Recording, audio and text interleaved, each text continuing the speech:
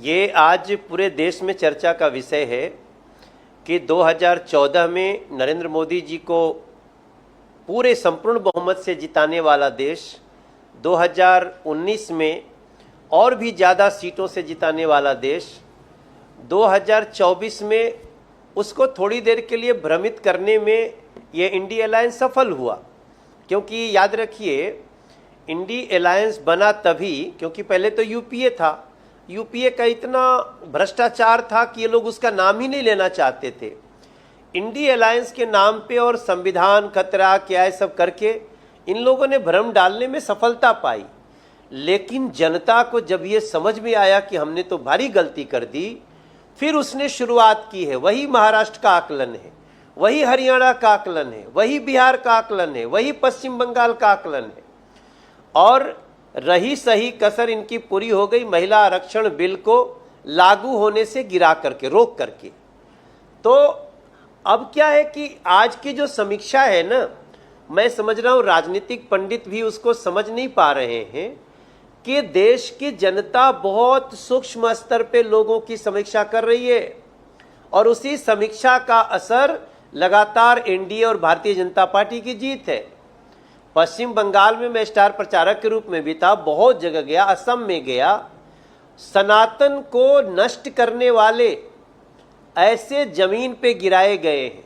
तमिलनाडु देख लीजिए, स्टालिन और उनके बेटे तो खुलेआम कहा करते थे कि हम सनातन को नष्ट करके हमारे भगवान को, देवी देवताओं को गाली देते थे। आज वो कहाँ हैं? तो इस देश में किसी की भी आस्था को ठेस पहुंचा के जो भी चलेगा वो गिरेगा। लोकतंत्र को जो भी अपने पॉकेट में रखेगा वो गिरेगा। संविधान को जो जेब में रखेगा वो गिरेगा। और देश इतनी समझदारी से निर्णय कर रहा है कि इनको अपना माथा फोड़ने से अब फुर्सत नहीं मिलेगी, चाहे ईवीएम पे फोड़े या दीवार पे फोड़े। और राहुल गांधी जी जहां मन करे वहां अपना माथा फोड़े, ये उनकी स्वतंत्रता है। मगर देश समझ चुका है कि अब ये इंडी अलायंस विश्वास के लायक नहीं है। भरोसा और विश्वास है तो मोदी जी में है, बीजेपी में, एनडीए में है। मनोज जी, लेकिन जो गणित राहुल गांधी सिखा रहे हैं उस गणित के आधार पर वो कह रहे हैं कि लोकसभा में बीजेपी के 240 सांसद है। मोटे तौर पर हर छठा सांसद उनका वोट चोरी से जीता है, जिसे बीजेपी की भाषा में आप घुसपैठिया कह सकते हैं।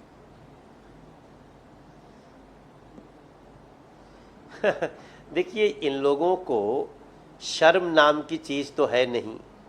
हार का रिकॉर्ड बना चुके हैं राहुल गांधी जी।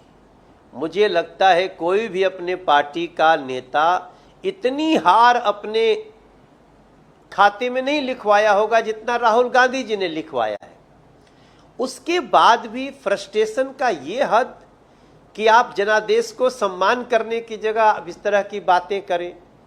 देखिए, भारतीय जनता पार्टी का गुड गवर्नेंस तो है ही, भारतीय जनता पार्टी का सबका साथ सबका विकास एनडीए का तो है ही, लेकिन भारतीय जनता पार्टी की सुरक्षा और सुरक्षा देने के साथ साथ विनम्रता पूरे देश को अच्छा लग रहा है।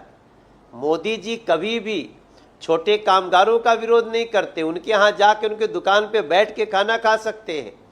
देश के बड़े पद पे गृह मंत्री जी को कोई धमकी देता है, उसके बाद भी गृह मंत्री जी मुस्कुरा के कहते हैं आने दो 4 मई।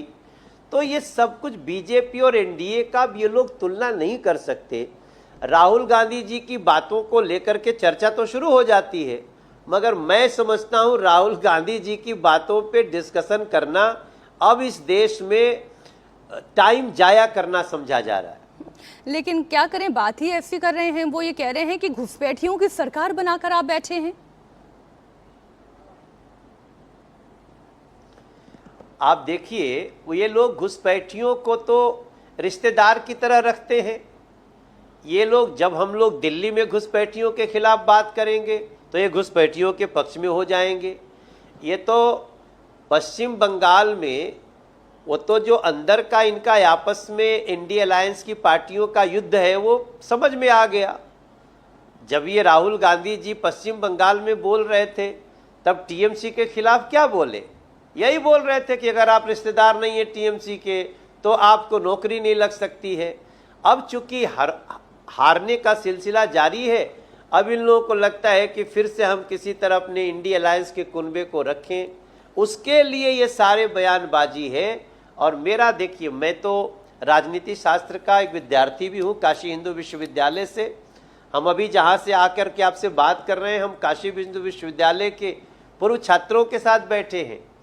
हमारा पूरा विश्वास है कि इन नेताओं की बात को अब जनता, राहुल गांधी जैसे नेताओं की बात को जनता कॉमेडी सर्कस की तरह ले रही है, और वो एनडीए के साथ इतने ताकतवर ढंग से चल पड़ी है कि आने वाले दिन में और भी राज्य जो अभी तक नहीं आए हैं वो हमारे पास आएंगे। हमारा गुड गवर्नेंस, हमारा देश के प्रति राष्ट्रभाव, सबसे ऊपर राष्ट्रवाद नरेंद्र मोदी के नेतृत्व में और जीतेगा, ऐसा हमारा विश्वास है।